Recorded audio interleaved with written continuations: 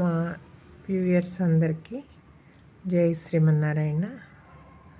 నిన్న సమాశ్రయణాలు ఉన్నాయి శంషాబాద్ స్వామివారి ఆశ్రమంలో. మా వాళ్ళు ఎవరో సమాశ్రయణాలు అవుతాము అని అంటే వాళ్ళని తీసుకొని శంషాబాద్ ఆశ్రమానికి వెళ్ళాను.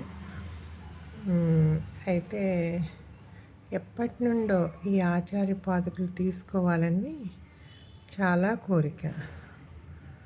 అయితే ఏంటో ఎప్పటికప్పుడు ఏదో ఒక రకంగా తీసుకోవటం అవ్వట్లేదు, మిస్ అవుతుంది.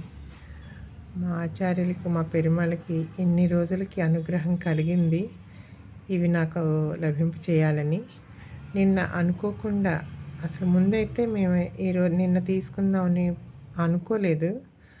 సడన్గా అనుకోకుండా ఆచార్య అనుగ్రహంగా ఇవి నాకు లభించినాయి. మా పెరుమాళ్ళకి, ఆచార్యులకి కూడా చాలా కృతజ్ఞతలు. నేనైతే ఒకటే కోరుకుంటున్నాను, ఈ పాదుకల మీద నా భారాన్నంతా పెట్టి నిశ్చింతగా ఉండాలి, ఆచార్య సేవ చేసుకోవాలి, పెరుమాళ్ళ సేవ చేసుకోవాలి. అంతటి భాగ్యాన్ని పాదుకలే నాకు కలిగించాలి. ఆ రోజు భరతుడికి ఏదైతే కలిగిందో, భరతుడు అదే కదా చేశాడు. రామపాదుకల్ని సింహాసనంలో కూర్చోపెట్టి ఆ పాదుకలే ఈ రాజ్యాన్నంతా పరిపాలించి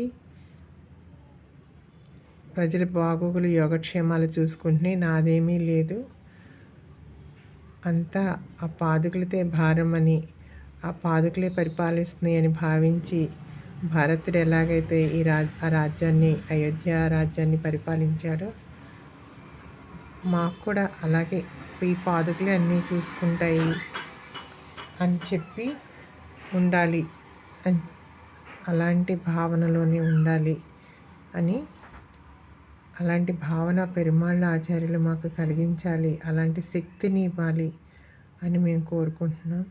జై శ్రీమన్నారాయణ.